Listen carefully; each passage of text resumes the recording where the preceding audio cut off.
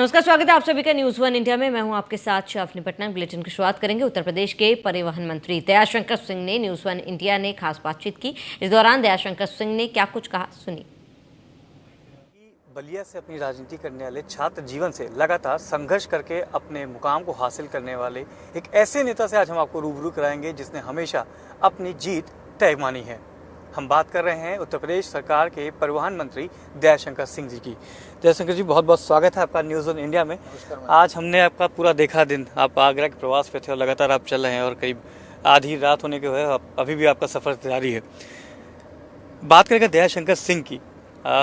बिहार में जन्मे, बलिया से राजनीति की, छात्र जीवन को लिया, कैसे देखते हैं? अगर आप देखेंगे, अपने जीवन को देखेंगे तो अगर डिस्क्राइब करना चाहे तो कैसे करेंगे जी? जीवन को क्या, हम लोग तो बस काम करते रहे। कोई प्लानिंग नहीं था। और कोई पढ़ने के लिए आए थे मेरे लखनऊ में।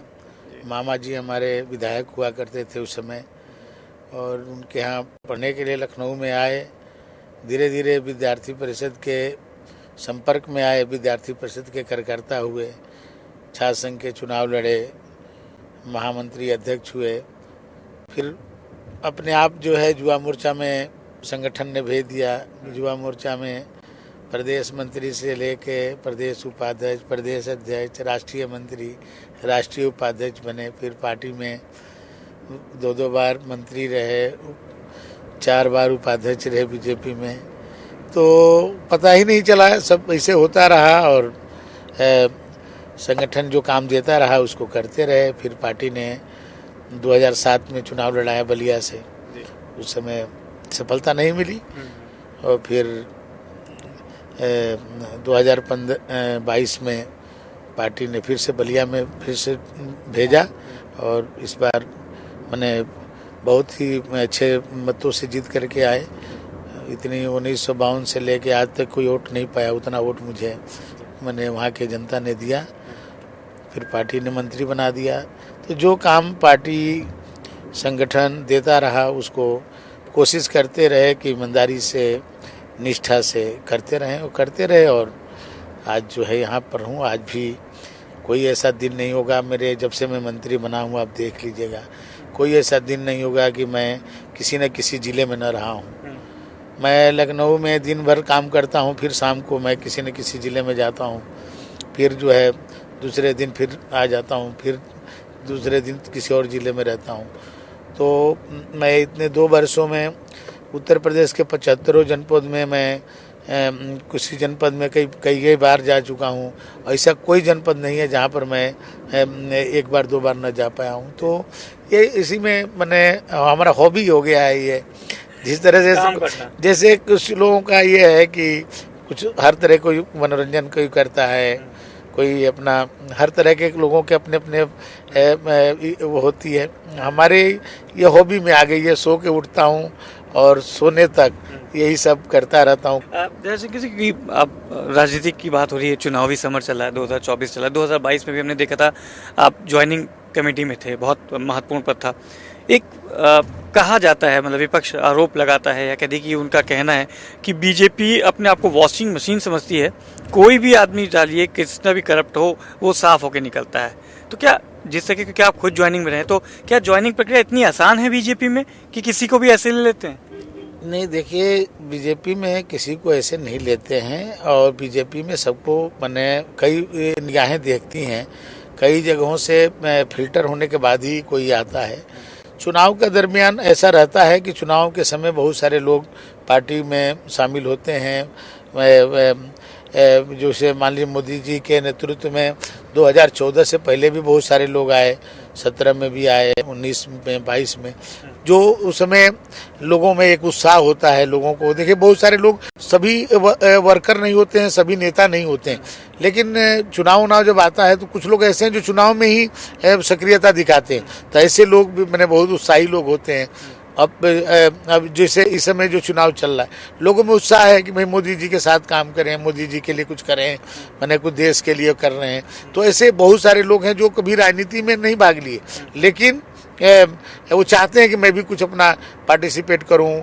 उसमें बहुत ब्यूरोक्रेट्स भी होते हैं, बुद्धिजीवी भी होते हैं, अधिवक्ता भी होते हैं, डॉक्टर भी होते हैं, रिटायर्ड इंजीनियर भी होते हैं, माने हर प्रकार के जो प्रशासनिक अधिकारी होते हैं, तो वो आकर के कुछ काम करना चाहते हैं देश के लिए, वो अपने योगदान देना चाहते हैं। तो मोदी जी के नेतृत्व में लोग आके ज्वाइन करते हैं। और ऐसा नहीं है कि मैंने वो नहीं होता। और भाजपा ऐसी एक पार्टी है कि आपकी हर चीज़ को वाच होता है, कई स्तर पर वाच होता है।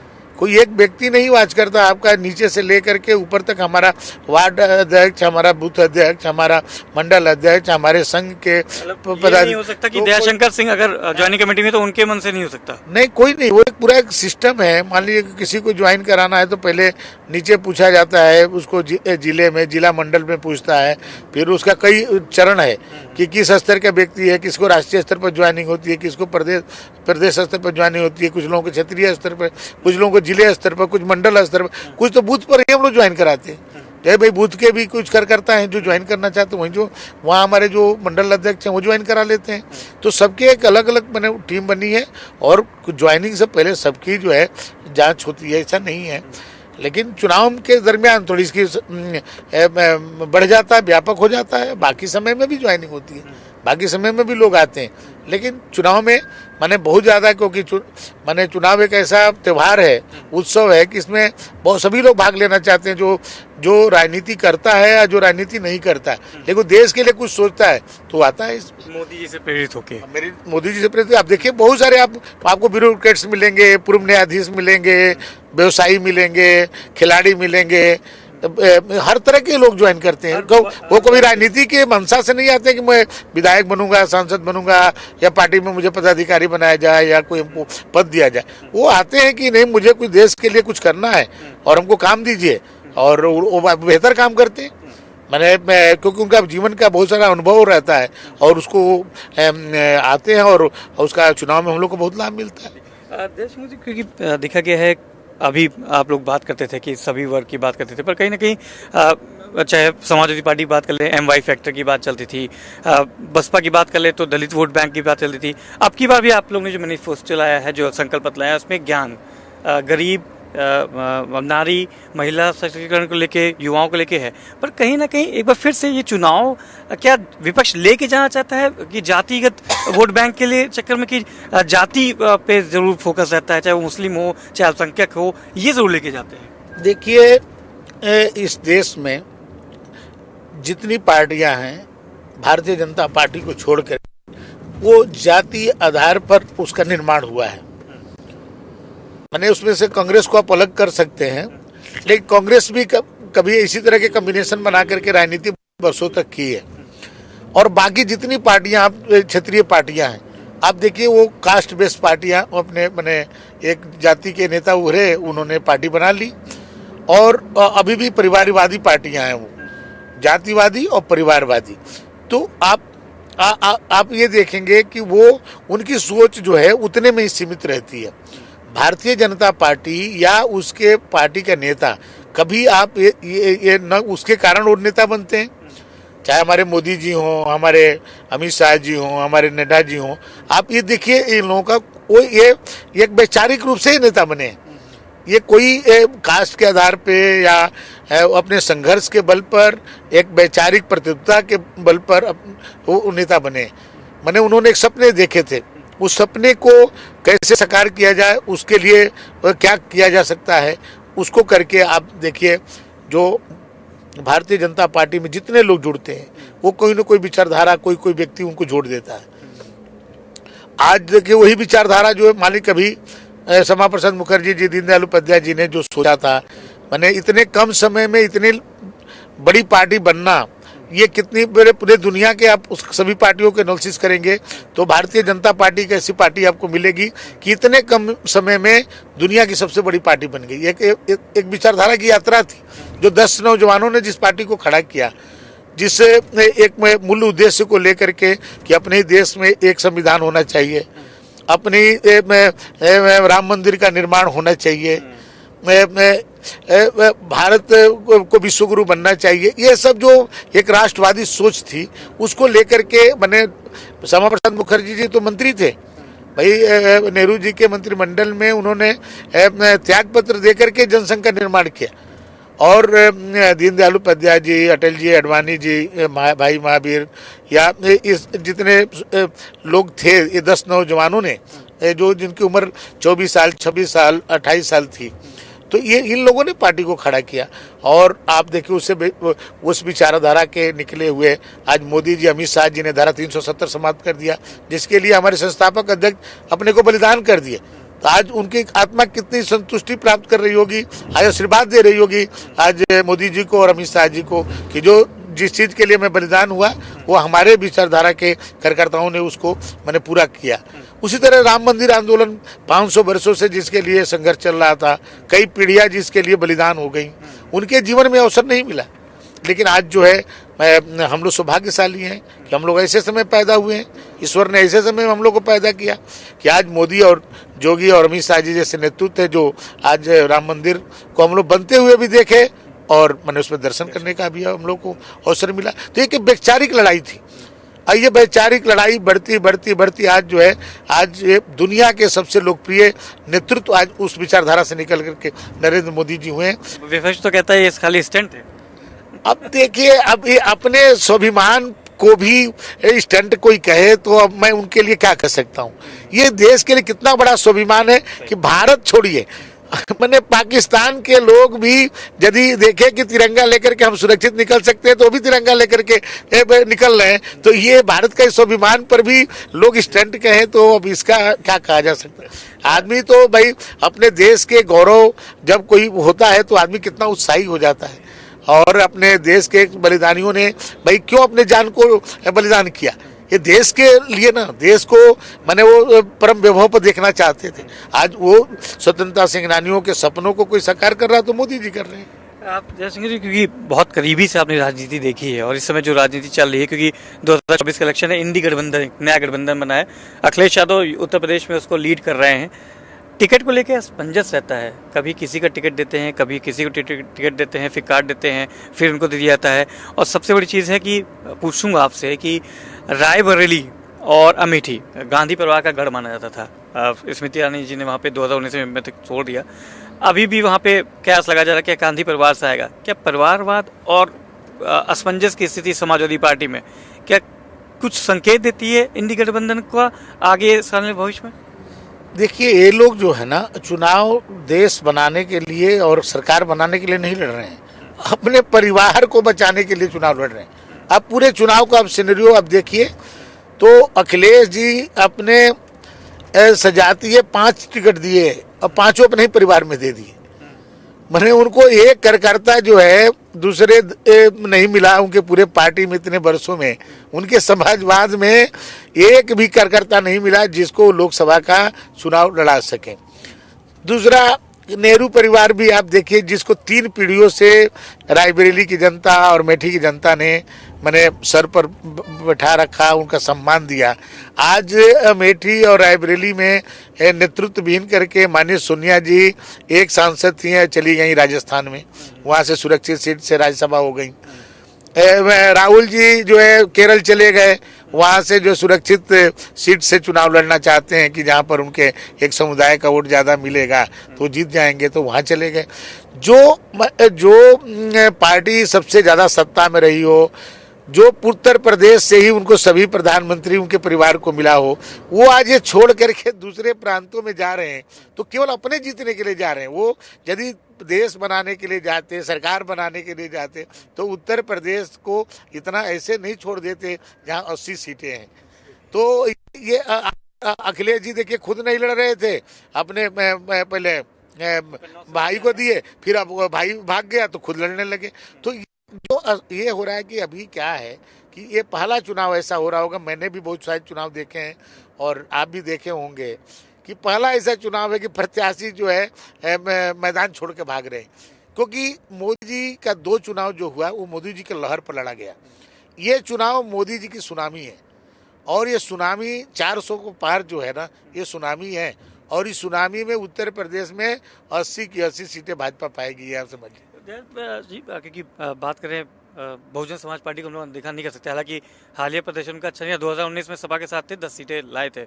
उनका कहना है, बसपा सुप्रीमो खुद कहती है कि ठाकरों की अनदेखी कर जाए, ठाकरों की पश्चिम में कहीं ना कहीं डेंट झेल रही है भारतीय जनता पार्टी, सम्मान बसपा दे रही है।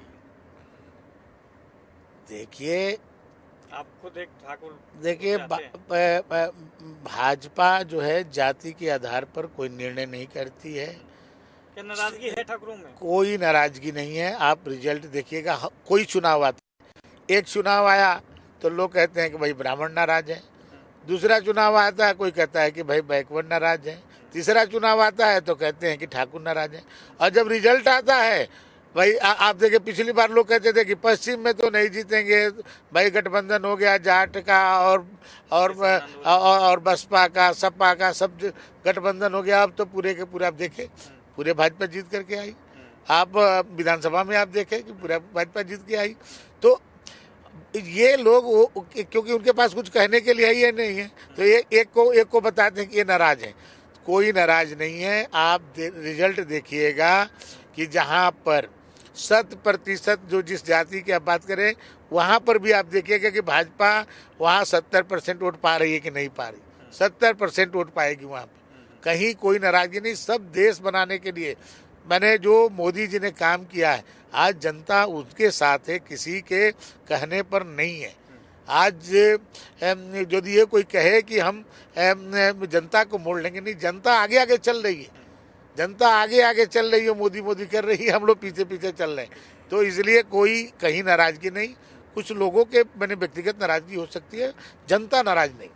दया जी, क्योंकि देखा गया था, हम उत्तर प्रदेश की बात करेंगे। उत्तर प्रदेश में आप आते हैं, आपने भी बहुत पहले देखा, जब 2014 पहले आप लोग की सरकार नहीं थी, हमेशा से खुले मंच पे भी प्रधानमंत्री मोदी योगी सरकार की और प्रधानमंत्री योगी आदित्यनाथ की और आप लोग की बड़ी तारीफ करते हैं कि जंगल राज, माफिया राज जो खत्म हुआ है वो यहाँ से खत्म हुआ। पर फिर से बात करूँगा, विपक्ष इस पे भी सवाल उठाती है, चाहे वो इनकाउंटर्स हों, चाहे किसी की हत्या हो जाती है।